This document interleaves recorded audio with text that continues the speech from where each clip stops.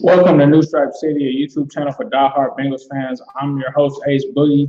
Thank you for joining me. I appreciate you guys being here and working through the technical difficulties. But today we're going to talk about Joe Burrow.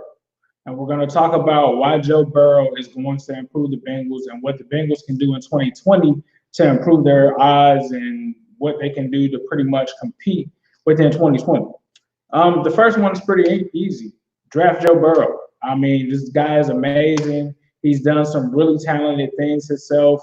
He's really been a guy that's really rise to the occasion and has really promoted his stock and has done what it is needed to be done to really get it. So you got the number one overall pick. You take Joe Burrow. Second, you go ahead and you move on from Andy Dalton. You trade him for a third or fourth round draft pick. You do what you need to do that. Once you do that, you'll be good. You trade him, you get $17 million off your books. You go out and you go and get a third round draft pick, preferably from the Patriots. I do that. I tried to get a third and possibly a fifth or sixth from them. Take that, take the extra picks, help get this line built up. You go out on free agency, you go and get you a guard by the name of Brandon Sheriff. You do what it has to take to get him in. If you get him, you can go ahead and rebuild your line with Jonah Williams coming back next year at left tackle. You'll be good. You just got to get those guard spots right. You got Trey Hopkins. You already kind of sold him up as your center. Right tackle, you could probably move on from Cordy Glenn. I think you go out and you draft a right tackle. This is a perfect draft to do that. Being that this draft is super deep at the position, you can do that. You can get a guy on day two there. You also get rid of Drake Kirkpatrick. I think that you either trade him or you move him. You can also try to trade some of these guys for players and try to get someone back, whether that's a linebacker, whether that's another offensive lineman, whatever you can do to get these guys out of there. Go ahead and do it. You also need to sign a linebacker. Corey Littleton. I would really prefer to have Corey Littleton. I don't need any super number one guys that you got to go out there and get, but you do need a Corey Littleton. You do need a Brandon Sheriff. I think that gives you a fair free agency acquisition. So you talk about that. Those are moves that can be made. You also re-sign A.J. Green. You re-sign Darqueze Dennard. You try to get some establishment there, and then you go out and you try to get some flyers here and there. But you're talking about an offense that already has Joe Mixon. You already have your receivers really set. You can still draft a receiver as well, but you can get one in the fourth round. You don't really need to go ahead and go out and jump off the cliff if you do bring back A.J. Green.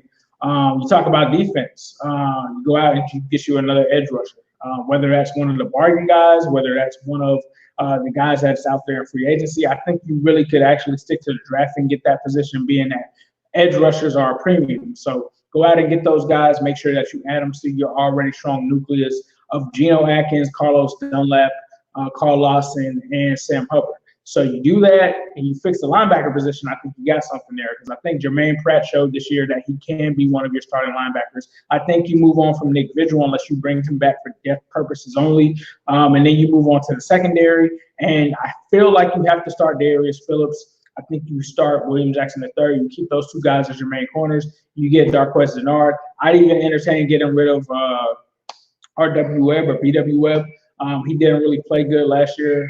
If you can get out of that contract, go ahead and do it. Go ahead and draft you some corners as well. That second pick that we're going to have in the second round, you really think about it, it's really going to be a position where the Bengals have about 3 first-round picks. You got Jonah Williams coming back. You're going to have Joe Burrow. And then you're going to have someone who could slip to the second round that should have went in the first round.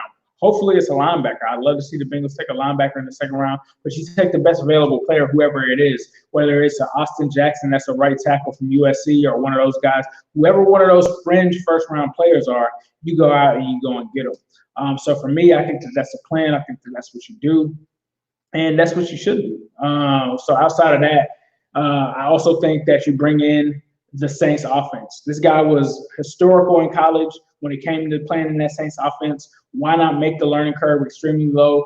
The Rams offense didn't work for this team last year, so why not switch it up and bring in that offense? I mean, he's very comfortable in it. It's a new age cutting offense. You're talking about merging the run with the pass, and you talk about guys like Joe Mixon. All of the guys that you really need for that offense are there.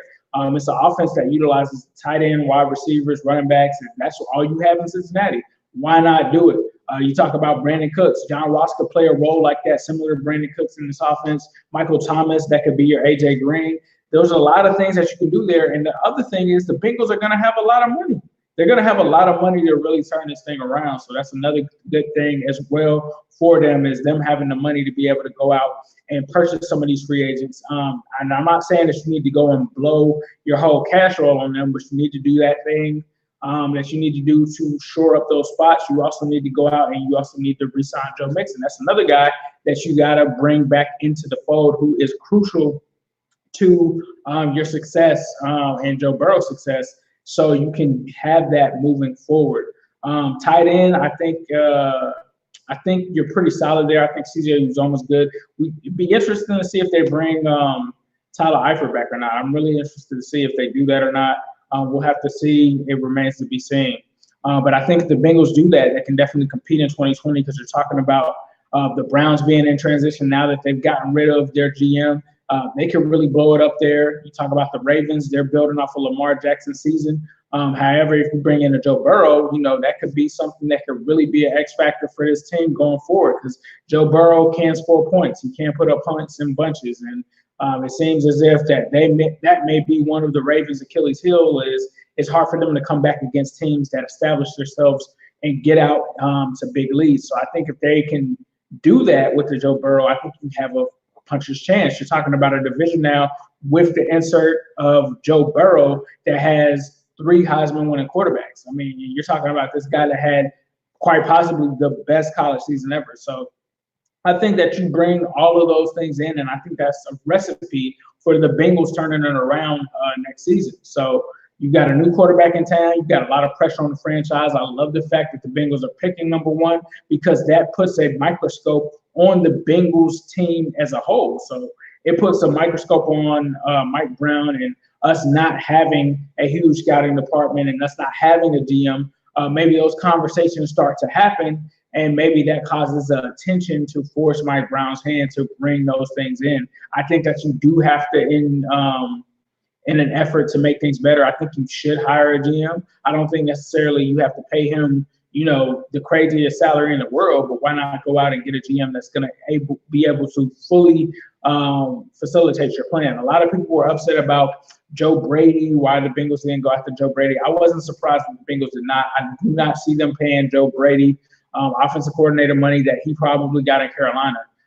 But what they do need to do is still implement that New Orleans Saints offense to give Burrow the best chance at success. And I think if you can get all of this to mold together, I think if you can fix your deficiencies on defense, you can fix your offensive line, if you can fix some of those holes that the Bengals have, I think that this could be a team that could go 9-7. I have no hesitation in saying that. I think that they could go from winning 2 wins in this season of the 2019 season. I think that 2020, if they do things right and they do make these moves, they could easily be a team that goes 9-7. You talk about teams that have turned it around in the past, and I've talked about this on my podcast with Zim Hude at Zim_Hude. Follow him if you don't. Follow me at New Stripe City on Twitter. Follow our podcast. It's called Cincy Jungle. Wherever you get your podcast from, you can get it there. And once you get into the Cincy Jungle podcast, you look at the OIITMB. That will be our podcast there. You can find it in any podcast store. But if you listen to me there were 2 teams that were in the same position as us, that only won 2 games, that were able to turn it around. You talk about Andrew Luck and the Colts, and you talk about the Chiefs as well. So this isn't something that's too far-fetched that the Bengals could turn it around. So those things are what I believe the Bengals could do in 2020 to compete. This is Ace Boogie. I appreciate you guys for subscribing to my channel. Definitely be sure to stick it here and subscribe, and definitely hit the notification bell so that anytime that I go live, you catch these. I'm working on kind of a new background here. As you can see, I kind of got some Joe Burrow stuff going on in the background. Got my Hude joint right here popping off. But this is going to be the new setup. I look forward to it. I definitely am glad to be back. Glad to hear from you guys. Leave me your thoughts in the comments. Let me know of any video ideas that you want to hear me talk about. There's also been some debate on whether or not I'm going to move the channel to open it up to more than just Bengals content. If you want to keep this channel strictly Bengals, which that's what I want to do, help me keep it this way. Make sure you spread the news, get people to subscribe.